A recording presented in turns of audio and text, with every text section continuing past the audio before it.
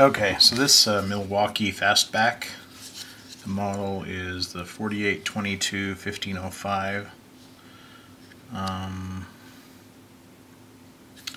It's amazing. It's excellent, except for one thing, and I'll get to that in a second. So it's got a lock here. You can open this up, and it's got a quick cutter right there. It's got the main blade right there. It even has an extra blade storage down inside. And it's even one-handed, like you can sort of make this like a flipper and open it, and it's locked now, and same thing with closing it. And then it has this extra tool, which is a bit driver. It has a liner lock right there, and you can, that's just a tension position here at 90 degrees, which is also useful if you need more torque. But when it's all the way out, it locks. Anyway, great tool, except, and this bit comes with it, comes inside here. But I took this out, changed over to the standard flathead, and then I turned it back around and went to put it back in. And you see how square this is? Sharp and square. I don't know if that's going to focus. Anyway, sharp and square all the way out to the edges.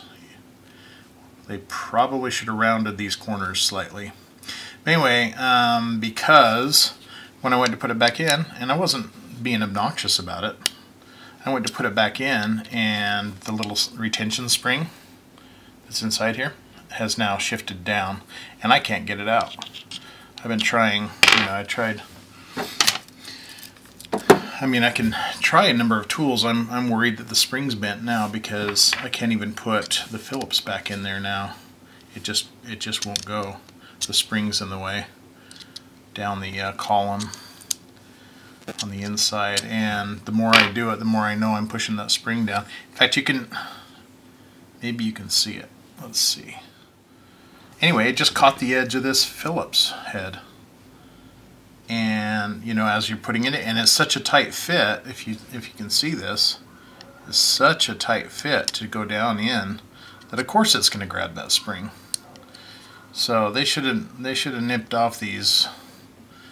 They should have made this without the sharp corners. I know those can be useful in some situations for retention of the head of a screw, but in this case, either embed that spring a little deeper, or anyway, this thing's otherwise fantastic. Now I'm like, I don't know what to do other than try to repair it, and then I don't even know if I trust the spring anymore. And anyway, just one of those kind of disappointing things. Okay, so look at this. I got a little deeper. Let's see if I can get in on this. There's the screw down there, pushed down. I don't know if you can see that. Here we go. See, there's the screw pushed down. It was up in this channel. Here's a piece of the screw right here up in this channel. That's around the rim, just inside the rim. But just pushing that one bit down pulled it out and stretched it out down there. And I wasn't really trying to jam it in there. I mean, just normal bit change like everybody does. And it just caught that spring and pushed it down. So now I got to fish that out somehow and try to put it back in the channel, but who knows if it's bent now. If I got to pull it entirely out and flatten it back out and then put it back in. I don't know. But I really shouldn't have to do that, It's just a, brand new tool, straight out of the package, and the first bit changed, literally the first bit change, and the spring got pushed down there. That's disappointing. Alright, I might have a solution here. I just got this brass wire. I don't even know if this is going to work. But I'm hooking this with a brass wire, if you can see down in there. And I'm going to try to pull the spring out that way and not have it go flying across the room. Oops, I gotta wrap my...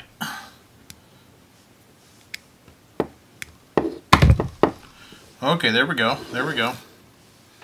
It's near the top here. Now I gotta just be careful. I gotta slip something under that. Let's see. Trusty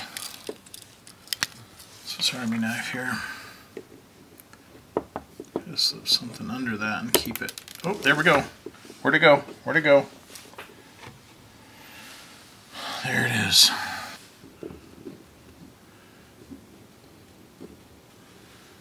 Very carefully. See, with my big old giant digits, this is tight work here.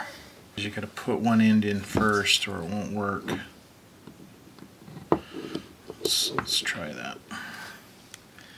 Put a little spin on it, like that. And then if you put the bottom, the lower part in first, hook into that channel. Oh, there we go. Perhaps. So that part's in. Okay, let's use this tool for a second here.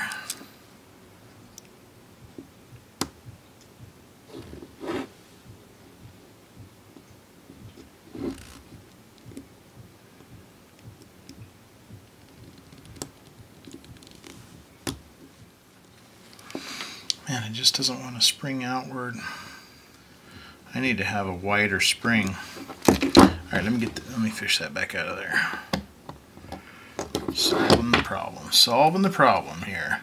I think I pushed it too close together. I'm gonna widen it, and then it's got more. Then it'll have reason to go back in that channel.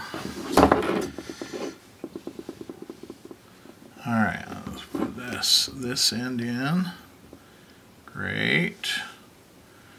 And then I can probably fingernail this in. Okay. Oh.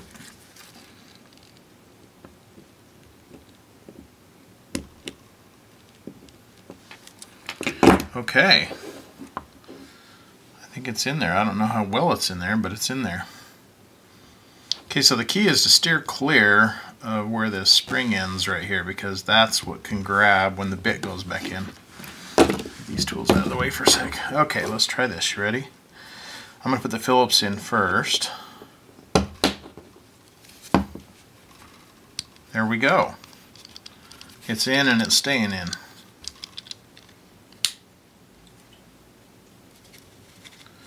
Okay, now I can pull it out. Okay, moment of truth. Where do I need to steer clear of? That part right there.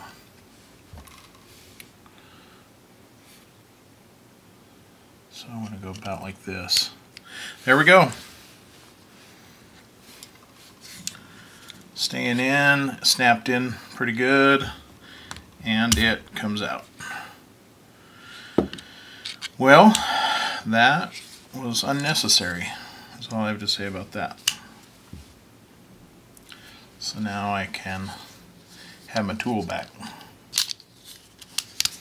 You know, it's one of those things where if the tool isn't fully working, you know, it's almost irritating enough to not want to use it. You know, if I don't have the functionality of this screwdriver anymore, then it's just a box cutter. You know, it's just kind of a, you know, it's fine, it's good, it's a good box cutter, and it's good that it's got that internal storage. But this extra tool is sort of the magic, because it's become a useful multi-tool for just quick on the spot little adjustments, screwdriver and cutter. So if you can't use that, and all that depends on one tiny little spring, you know, being properly designed and not catching. Okay, now where's that spring? I'm just gonna hope. There we go. Alright, well, it seems to be working now, but that was unnecessary, Milwaukee. Maybe I don't know. I know that spring retention system with just a tiny little gauge spring like that is the standard for bit retention, but on the first change of bit that I would bend that spring just by pushing it down in, that's a bad thing, and I think it can all be solved just by curving those corners so it would just push the spring out as it goes down in. Just the tiniest little nip off the corners would have pushed that spring back in instead of grabbing it and bringing it down the tube with the bit. Anyway, that's my story.